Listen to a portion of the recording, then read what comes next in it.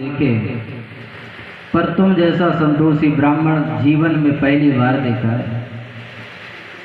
हाँ हो गया, आपकी इच्छा है तो ले लीजिए, चल के कहीं भी नाप लीजिए 3 पग पृथ्वी।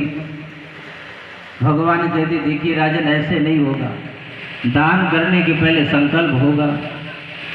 राजा बलि हाथ जोड़ के कहता महाराज मेरी इतनी बड़ी कमी तो मत करवाइए, दुनिया वाले क्या कहेंगे। इतना बड़ा राजा बलि 3 पग पृथ्वी के लिए घंटों संकल्प पढ़ा। मैं संकल्प नहीं पढ़ूंगा महाराज, जहाँ की इच्छा हो वहाँ की आप नाप के ले लो 3 पग। भगवान कहते नहीं, नियम तो नियम होता है, चाहे 3 पग पृथ्वी हो चाहे 10 पग। देखने में तो बहुत छोटा लग रहा है भाई, पर बातें इतनी लंबी चौड़ी कर रहा है, दादा पर दादा की बातें कर रहा है। देखूं तो जरा ये ब्राह्मण कहाँ से आया है। शुक्राचार्य जी महाराज नेत्र बंद करके ध्यान करने लगे। जैसे ही ध्यान करने लगे तो क्या देखने को मिला कि ऐसे वैरोचने साक्षात भगवान हरिरीश्वर कश्यपाद अदितिर्जातो देवानां कार्य साधकः। उन्होंने कहा राजन, जैसे ही हाथ में संकल्प लेने के लिए जल उठाया, हाथ पकड़ लिया गुरुजी ने। उन्होंने कहा पहचानते हो ये कौन है? राजा ने कहा ये वामन है। उन्होंने कहा न ये वामन है न त्रिपन, ये कश्यपाद अदितिर्जातो देवानाम कार्य साधकः। ये देवताओं का कार्य सिद्ध करने के लिए सर्व सामर्थ्य नारायण तुम्हारे सामने खड़ा है। राजन दान नहीं करना, ऐसे दान की कोई प्रशंसा नहीं करता, सब देने के बाद भिखारी बन जाओ, दुनिया वाले उपहास उड़ाएंगे तुम्हारा। राजा बलि ने कहा कि महाराज मैंने अपनी वाणी से कह दिया कि मैंने दिया तो दिया, अब मैं अपनी वाणी को मिथ्या कर दूं? ऐसा हो नहीं सकता, मेरे कुल में कभी भी हुआ नहीं, मेरा कुल हमेशा के लिए कलंकित हो जाएगा। अब मैं राजा हूं और अपनी वाणी से कह करके मिथ्या कर दूं अपनी वाणी को, क्योंकि राजा जैसा अधर्मी होगा प्रजा भी वैसी अधर्म का आचरण करने लगती है। मैं अपनी वाणी को मिथ्या नहीं करने दूंगा। हमारे शुक्राचार्य जी ने खूब समझाया। कहते राजन कुछ स्थान ऐसे होते हैं कि वहां पर झूठ बोलने से पाप नहीं लगता। उन्होंने कहा कौन से स्थान?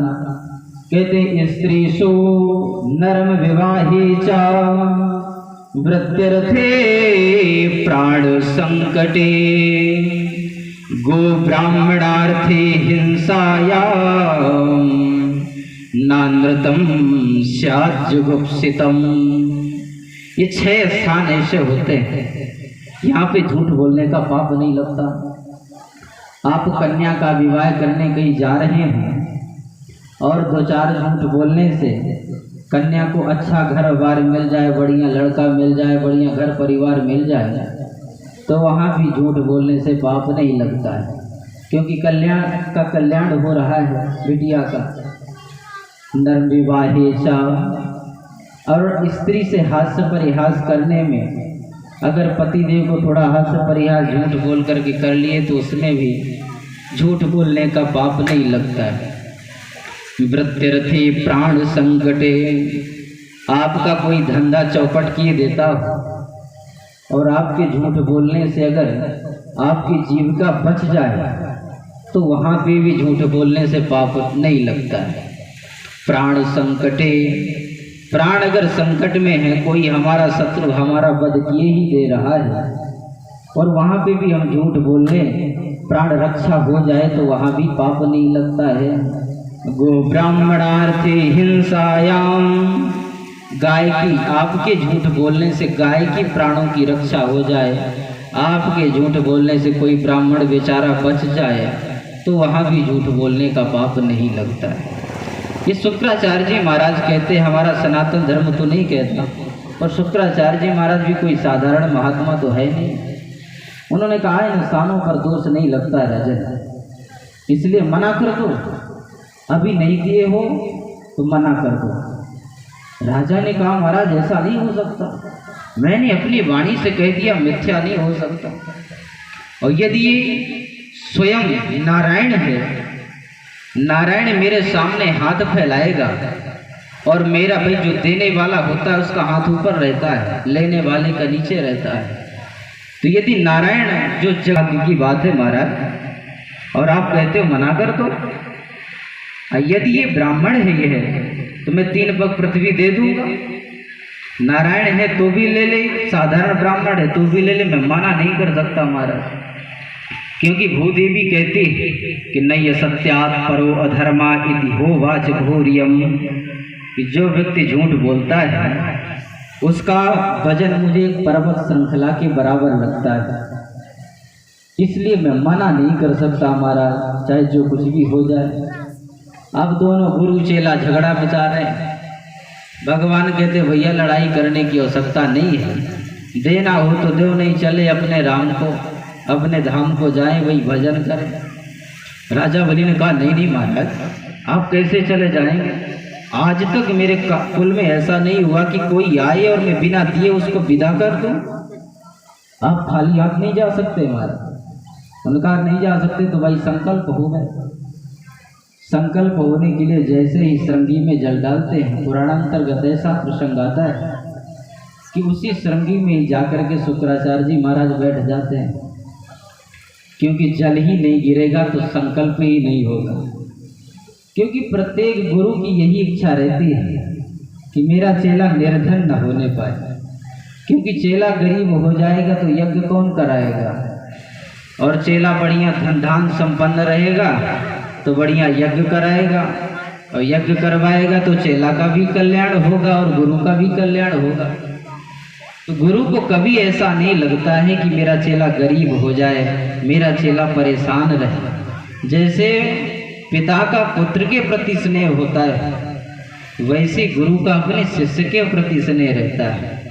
क्योंकि गुरु के जीवन निर्वाह तो शिष्य ही करते, बढ़िया धन धान यज्ञ आदि करा करके, पूजा आदि करा करके। शुक्राचार्य जी को लगा कि मेरा चेला गरीब हो जाएगा तो अच्छा नहीं रहेगा, वहीं जाकर के श्रृंगी में बैठ गए। भगवान समझ गए शुक्राचार्य जी महाराज की करतूत को, और एक कुश उठाए और कुश उठा के जो बड़ी जोर से मारे तो शुक्राचार्य की एक आंख गोविंदाय नमो नमः हो गई। कहते कि ज्ञान वैराग नयन और गारी, 2 नेत्र होते हैं, एक ज्ञान का होता है और एक वैराग्य का। भगवान कहते धन्य है दृष्टि तुम्हारी शुक्राचार्य, मैं स्वयं नारायण इतना छिपने का प्रयास किया लेकिन तुम मुझको पहचान गए। तुम्हारी ज्ञान की दृष्टि तो बड़ी प्रखर है, लेकिन वैराग्य की दृष्टि में थोड़ा मोह रूपी मोतियाबिंद चिपका है, तो एक कुशा मार के उसका भी ऑपरेशन कर दिया। शुक्राचार्य जी महाराज भागते हुए नजर आए।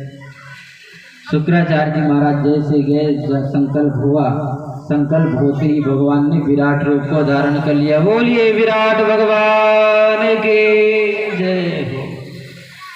जैसे ही हमारे प्रभु ने विराट रूप धारण किया, एक पैर ऊपर की तरफ बढ़ाते हैं, एक पैर नीचे की तरफ, तो नीचे के 7 लोग अतल वितल सुतल तलातल महातल रसातल और पाताल, तो एक पैर ऊपर बढ़ाते हैं, भू भुवः स्वः मह जन तप सतलोक, ब्रह्मांड कटार तक हमारे प्यारे प्रभु का चरण जाते हैं। एक पग में नीचे की 7 लोग नाप लिए, दूसरा पग में भगवान 7 लोग ऊपर के नाप लिए, 14 तलों को भगवान नाप करके भगवान कहते राजन बलि अब बताओ तीसरा पैर में कहाँ पे रखो। राजा बलि ने कहा महाराज आप ये बताएं कि धन बड़ा होता है कि धन का मालिक। भगवान कहते धनवान बड़ा होता है, तो आपके 3 चरण पूर्ण हो जाएंगे। सुर भगवान तीसरा चरण राजा बलि के सिर पे रख दिए, 3 पग पृथ्वी को नाप लिए।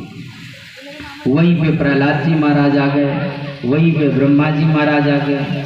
ब्रह्मा जी महाराज कहते हैं प्रभु आपका देना भी विचित्र है और लेना भी बहुत विचित्र है। जो आपको पुष्पदल चढ़ाता है, जो आपको बिल्वपत्र चढ़ाता है, आप उसको सब कुछ दे देते हो, और राजा बलि ने तो आपको सर्वस्व निवेदित कर दिया, प्राणा दारा सुता बंधु, अपना पुत्र परिवार सब आपको दे दिया, पूरी संपत्ति अपना दान कर दिया, अपना शरीर तक भी दान कर दिया, और आप राजा बलि के साथ ऐसा व्यवहार कर रहे हैं।